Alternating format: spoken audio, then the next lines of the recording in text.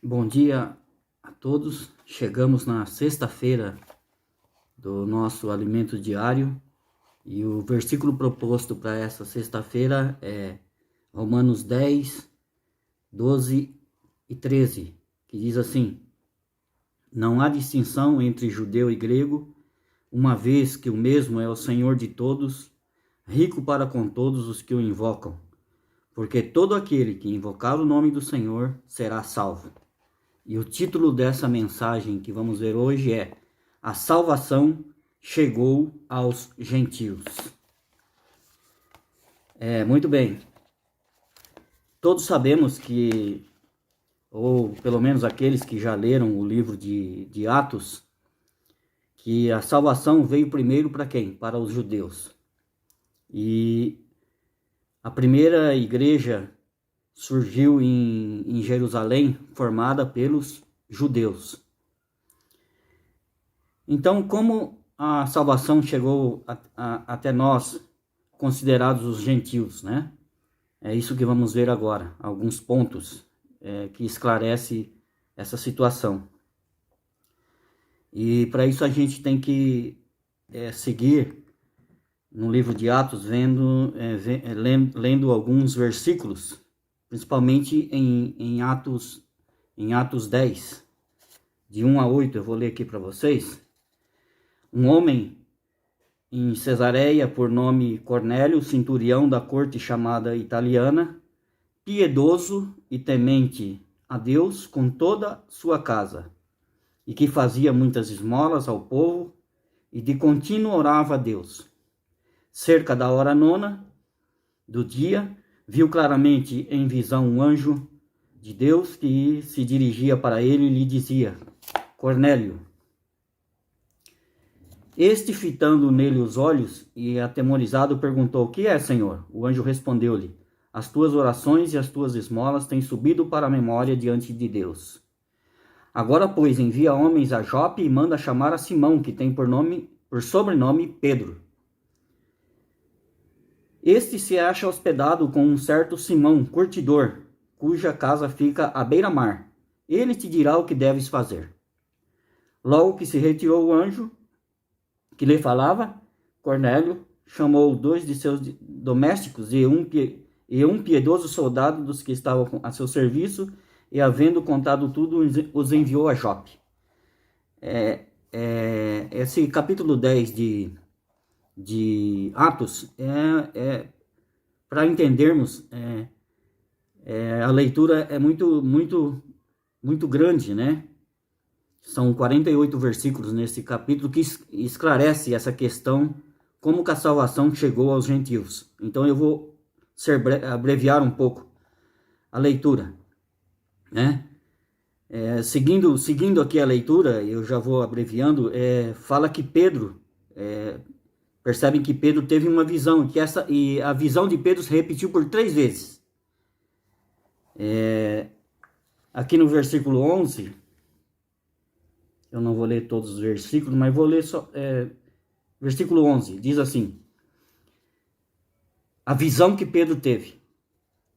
E viu o céu aberto. Para os irmãos ficarem mais claros, Pedro foi chamado, né, através de Cornélio para sua casa. E num determinado momento ele teve essa visão, que é essa que eu vou ler para vocês.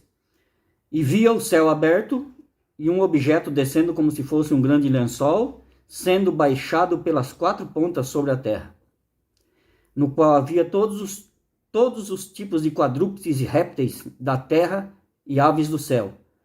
E uma voz lhe disse: Levanta-te, Pedro, mata e come. Mas Pedro respondeu: De modo nenhum, Senhor, porque nunca comi coisa alguma comum e imunda.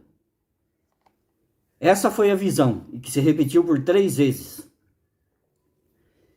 E aqui no versículo 15 ainda fala, né? Pela segunda vez lhe falou a voz: Não chames tu comum ao que Deus purificou.